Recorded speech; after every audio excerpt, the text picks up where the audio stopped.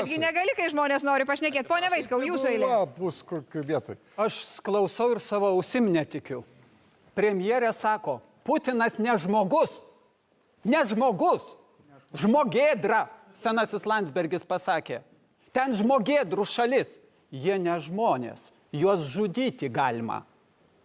Aš atsiprašau oficialiai savo tinklalapį visos lenkiškai kalbančios Lietuvos bendruomenės. Aš atsiprašiau rusiškai kalbančios Lietuvos bendruomenės už šitą Lietuvos išdavikų valdžios poziciją. Kodėl jūs Lietuvos už šitą bendruomenę Lietuvos tapatinat su valdžios Putinu? poziciją, Kodėl kad jūs galima tapatinat su žudyti Putinu? kitataučius, kurie mums nepatinka. Nes tai, kaip Pavalinskas pasakė prieš 4 metus, tai buvo pakelta į valstybinį rangą. Ir jūs pakartojote, Putinas ne žmogus. Pradedant nuo Valdemaro Tomaševskio. Putinas ne žmogus.